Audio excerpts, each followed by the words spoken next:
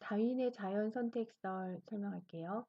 자연 선택설이라고 하는 것은 다윈의 진화론으로 다양한 변이를 가진 개체 중에서 환경에 잘 적응한 개체가 자연 선택되는 과정이 반복되어 생물이 진화한다는 학설이다. 그래서 자연 선택설의 진화 과정을 보면 엄마 아빠가 결혼을 해서 그 밑으로 자손을 하나 이렇게 낳는 게 아니라 특히나 이제 동물 같은 경우는 자손을 여럿을 낳는 거죠. 보통 이 자연 선택설을 설명을 할 때 기린의 진화로 설명을 잘 하거든요. 이해가 되는지 한번 들어보세요. 엄마 아빠가 결혼을 해서 한 마리의 자손만 낳는 것이 아니라 많은 수의 자손, 그 기린을 낳아요. 그러니까 여기에서 설명을 하는 것이 많은 수의 기린을 낳는다라고 하는 것을 과잉 생산한다라고 설명을 합니다. 이해되시죠? 그리고 기린의 목 길이는 다양했다. 그러니까 엄마 기린이랑 아빠 기린이 결혼을 해서 엄마 아빠의 뭐 키랑 비슷한 기린이 나올 수도 있고 작은 기린이 나올 수도 있고 뭐 중간 기린이 나올 수도 있고 더 큰 기린이 나올 수 있고 이렇게 다양하게 나타나는 것 부모에게서 받은 형질을 다양하게 나타내는 것 이걸 뭐라 그런다 그랬죠? 변이라고 한다 그랬죠. 그리고 생식세포의 다양한 조합 때문에 이렇게 엄마 아빠랑 똑같지 않고 여러 가지 다양한 모습으로 나타날 수 있다라는 거 우리 이해할 수 있죠. 그래서 처음에 자연 선택설의 진화 과정은 과잉 생산과 변이입니다.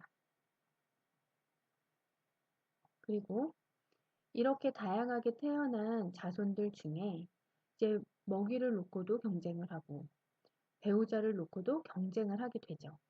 그런데 이 그림에서 보면 나무가 이렇게 키가 작은 나무가 좀 별로 이제 없었나 봐요. 많이들 먹어서 없어졌는지 아니면 이제 뭐 이렇게 여러 원인으로 키가 작은 나무가 없어지고 키 큰 나무만 남은 거예요. 그러면 키 큰 나무의 나뭇잎을 먹을 수 있게 유리한 길이는 키가 긴, 목이 긴 기린이잖아요. 그러니까 여기에 있는 목이 작은 기린들은 굶어 죽게 되는 거죠. 경쟁에서 지게 된 거죠. 그래서 여기 유령으로 나온 이제 기린들이 죽은 거를 설명을 하는 거예요. 그래서 목이 짧은 기린은 생존에 불리하여 대부분 죽었고, 목이 긴 기린만 살아남았다. 생존을 놓고 경쟁을 하는 거죠. 생존을 놓고 경쟁을 했다. 그리고 살아남은 건 누구다? 먹이를 먹는데 유리한 목이 긴 기린들이 살아남았다는 거죠. 이렇게 환경에 적합한 환경에 적합한 자가 살아남는다. 생존 경쟁을 통해서 환경에 적합한 자가 살아남았다. 그거를 다른 말로는 이제 또 적자 생존이라고 이야기를 해요. 적합한 자가 살아남은 거죠. 그리고 그렇게 적합한 자들, 살아남은 자들이 목이 긴 기린들이 많이 살아남았다 그랬잖아요.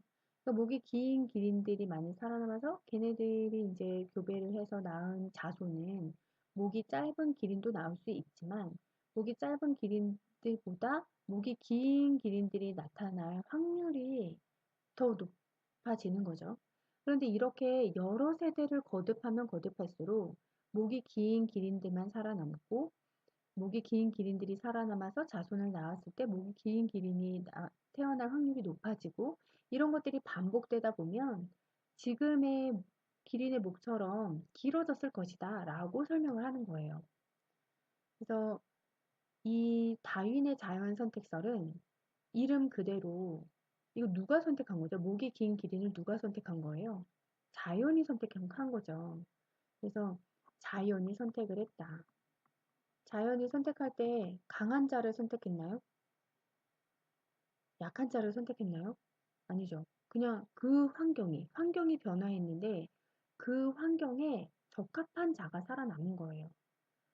음, 환경에 적합한 자, 환경에 유리한 자가 살아남아서 그래서 자손을 이제 여러 세대에 거쳐서 이제 낳다 보니까 지금 그 환경에 잘 적응하는 그런 모습의 기린이 더 많이 이제 남게 되고 그 기린들만 남아있게 된다. 이런 식으로 진화가 일어난다라고 설명을 하는 것이 자연 선택설입니다.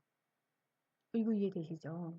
그래서 앞부분에 보면은 순서도 조금 우리 기억을 해야 돼요. 과잉 생산과 변이 아래 그림이랑 같이 설명을 했고요. 과잉 생산이라고 하는 것은 생물은 먹이나 생활 공간 등 주어진 환경에서 살아남을 수 있는 것보다 많은 수의 자손을 낳는 것. 그리고 변이라고 하는 것은 과잉 생산된 같은 종의 개체들 사이에는 형태, 습성, 기능 등 형질이 조금씩 다른 변이가 나타난다라고 설명할 수 있고요. 이렇게 과하게 많이 나온 아이들이 이제 생존을 놓고 경쟁을 하는 거죠. 경쟁하는 건 뭐 먹이를 놓고 경쟁할 수도 있고 서식지, 배우자 등을 두고 생존 경쟁을 하게 된다. 그리고 생존 경쟁에서 환경에 적응하기 유리한 변이를 가진 개체가 더 많이 살아남아 자손을 남긴다. 생존 경쟁에서 살아남은 개체는 자신의 유전자를 자손에게 물려주게 되죠. 그렇게 해서 생존 경쟁에서 살아남은 것, 그것을 이제 자연 선택이라고 이야기를 하고요. 이러한 자연 선택 과정이 오랫동안 누적되어서 생물이 이제 진화가 일어나게 되는 겁니다. 이 과정도 좀 잘 기억을 하면 되는데 무조건 외우시는 거 말고요. 이해를 하면 굳이 외우지 않아도 이 순서를 좀 알 수가 있죠. 자, 자연 선택의 한계점이요. 좀 구분하기 위해 색을 좀 다르게 할게요. 자연 선택의 한계점은 뭐냐면, 근데 이게 사실은 지금의 한계점이 아니라 그 당시의 한계점이에요. 유전자의 역할이 밝혀지기 전에 이 자연 선택설을 주장하게 됐어요. 그래서 유전자의 역할이 밝혀지기 전이기 때문에 변이가 왜 나타나냐? 그러니까 목이 긴 기린끼리 결혼을 했는데 목이 짧은 기린은 왜 나타나는 것이냐? 라고 물어봤을 때 다윈이 이것에 대해서 설명을 하지 못했다고 해요. 그리고 부모의 형질이 자손에게 유전되는 그 원리는 그럼 어떤 것이냐라고 했을 때도 그때 당시에 이제 유전에 대해서 명확하게 밝혀진 게 없기 때문에 설명을 하지 못했다고 해요.